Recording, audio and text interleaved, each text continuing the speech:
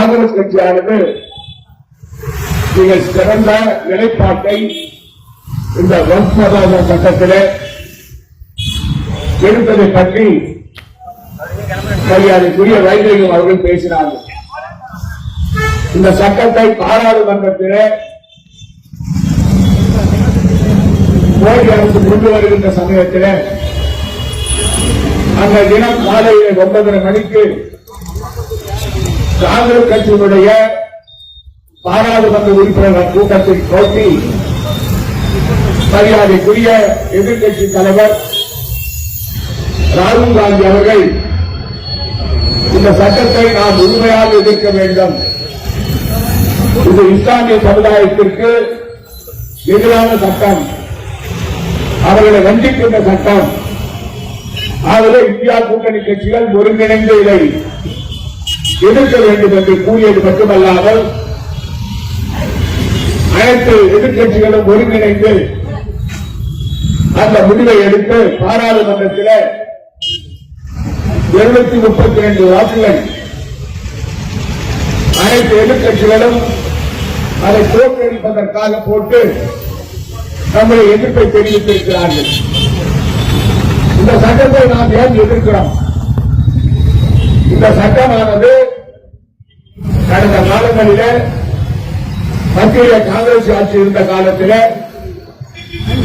சொத்துக்களை எல்லாம் பராமரிப்பதற்காக ஒரு சட்டத்தை கொண்டு வர வேண்டும் என்று அந்த சட்டம் 1955ஆம் ஆண்டில் நிறைவேற்றப்பட்டது. பல திருத்தங்கள் கொண்டு வரப்பட்டன. அந்த திருத்தங்கள் எல்லாம் அந்த வரி சட்டத்திற்கு நெருங்கி சேர்க்கின்ற வகையிலே இருந்தது. ஆனால் இப்பொழுது கொண்டு வந்த சட்டம்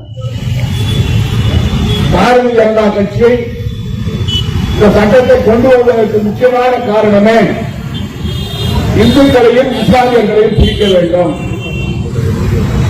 இந்திய அரசியலமைப்பு சட்டத்தில் உள்ள மதசார்பின்மை, எம்மதமும் சம்மதம் என்ற கோட்பாட்டை குறைக்க வேண்டும் என்பதற்காகத்தான்.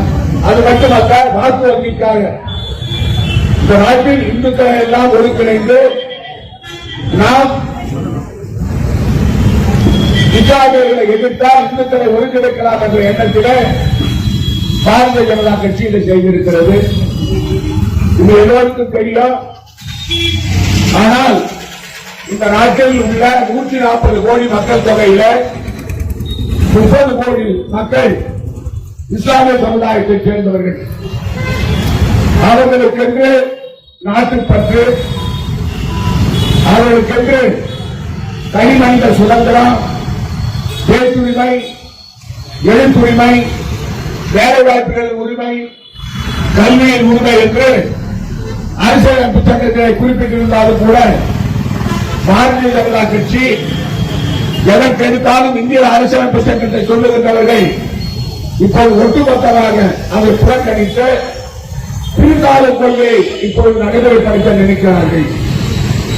அது எதற்காக நாம் எதிர்க்கிறோம்? இதற்கு விளக்கம் இஸ்லாமிய சமுதாய மக்களுக்கு தெரியும். ஆனால் இந்துக்களுக்கு இது தெரிய வேண்டும். ஒரே ஒரு உதாரணத்தை கூறுகிறோம். நம் நாட்டில் உள்ள இந்து கோயில்கள், பல்லாயிரக்கணக்கான கோயில்கள் இருக்கின்றன. இந்து கோயில்களுக்கு சொத்துக்கள் இருக்கின்றன. இந்த கோயில்களிலே ஏதாவது ஒரு கோயிலில் மாற்று மதத்தைச் சேர்ந்தவர்கள், இஸ்லாமியர்களோ அல்லது கிறிஸ்தவர்களோ அல்லது சீக்கியர்களோ உறுப்பினர்களாக சேர்த்துக் கொள்வதற்கு எந்த சட்டம் ஏற்றுக்கொள்கிறதா? அது மட்டுமல்ல, அவர்கள் ஒரு இந்து மதத்தை அல்லாதவர்கள் கோயில் நிர்வாகத்தில் இருக்கக்கூடாது என்று நீதிமன்ற தீர்ப்பு வந்திருக்கிறது. நான் ஆட்சியில் இருந்த காலத்தில் ஒரு கிறிஸ்தவரை போட வேண்டும் என்று முயற்சி செய்த பொழுது நீதிமன்றத்துக்கு சென்று தடை உத்தரவு வாங்கினார்கள். ஆனால்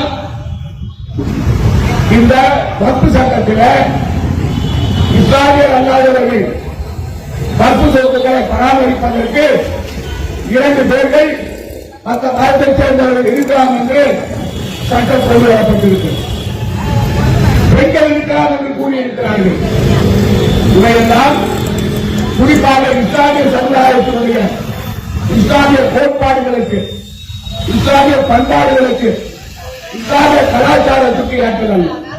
அது மட்டுமல்ல, இவர்கள் கூறுகிறார்கள் சொத்துக்கள் பல லட்சம் கோடி, அதாவது 8.90 லட்சம் கோடி சொத்துக்கள் இருக்கிறது, நிறைய வருமானம் வருகிறது, அதில் தவறுகள் நடக்கிறது என்று கூறுகிறார்கள். இந்து கோயில் பராமரிப்பில் தவறு நடக்கவில்லையா? தவறு நடந்தால் நடவடிக்கை எடுக்கின்றோம்.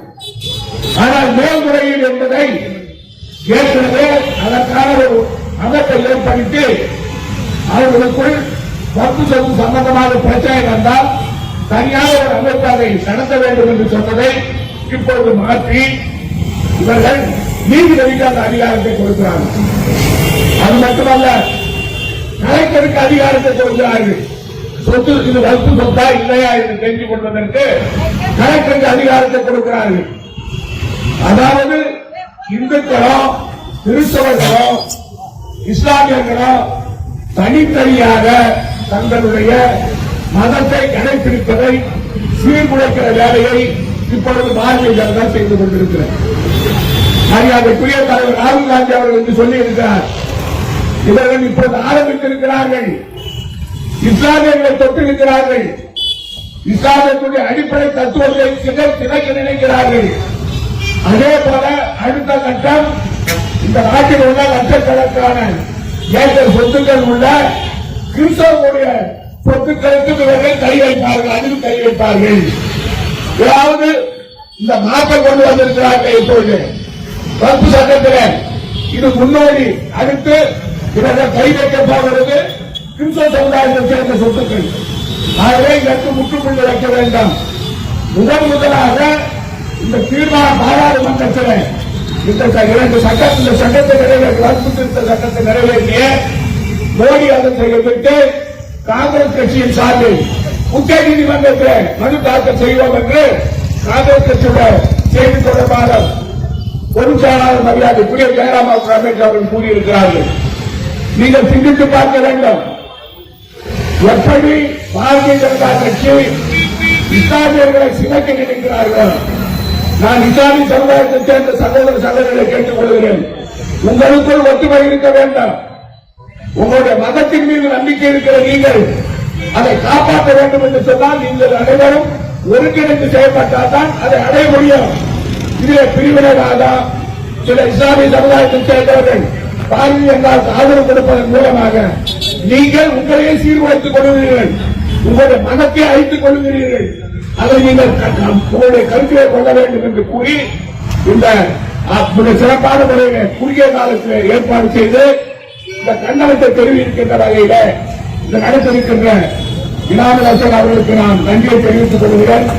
நான் நாட்டுக்கு முதலமைச்சர் ரங்கசாமி அவர்களை கேட்டுக் கொள்கிறேன், நீங்கள் உண்மையிலேயே மதச்சார்பற்ற கொள்கையை கடைபிடிப்பவராக இருந்தால் புதுச்சேரி மாநிலத்தில் எம்மதம் சட்டமன்ற என்று நீ நினைக்கிறார்கள் இருந்தால் அதை நடைமுறைப்படுத்துவதாக இருந்தால் தயவு செய்து சிறப்பு சட்டமன்றத்தை கூட்டி இந்த சட்டமன்றத்தில் மத்தியிலே உள்ள பாரதிய ஜனதா அரசு கொண்டு வந்த வகுப்பு திருத்த மசோதாவை கண்டித்து அதை நாங்கள் புதுச்சேரி மாநிலத்தில் நிறைவேற்ற மாட்டோம் என்று நீங்கள் கண்டிப்பாக ஒரு தீர்மானத்தை ஏகமனதாக நிறைவேற்ற வேண்டும் என்று நான் கேட்டுக் கொள்கிறேன்.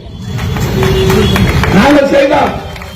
சிஐஏ என்ஆர்சி 2 சட்டம் குடியுரிமை சட்டத்தை மாற்றுவதற்கு நடவடிக்கை எடுத்தார்கள். இஸ்லாமியர்களுக்கு தாக்குதல் தொடுத்தது பாரதிய ஜனதா கட்சி. சட்டமன்றத்திலே நான் முதலமைச்சராக இருந்த காலத்தில் காங்கிரஸ் திராவிட முன்னேற்ற கூட்டணி ஆட்சியிலே ஒட்டுமொத்தமாக அந்த சட்டத்தை நாங்கள் ஏற்றுக்கொள்ள மாட்டோம் என்று தீர்மானம் நிறைவேற்றி அனுப்பது எங்களுடைய அரசு. உண்மையிலேயே இந்த என்ஆர் பாஜக அரசுக்கு முதுகெலும்பு இருக்கிறது என்று சொன்னார். நீங்கள் உண்மையிலேயே மதச்சார்பற்ற கொள்கை திரு ரங்கசாமி அவர்களுக்கு நம்பிக்கை இருந்தால் இந்த சட்டத்தை திருத்த மசோதா சட்டத்தை அதை ஆதரிக்க மாட்டோம் என்று நீங்கள் தீர்மானத்தை நிறைவேற்ற வேண்டும் என்று கூறி விடைபெறுகிறேன். நன்றி.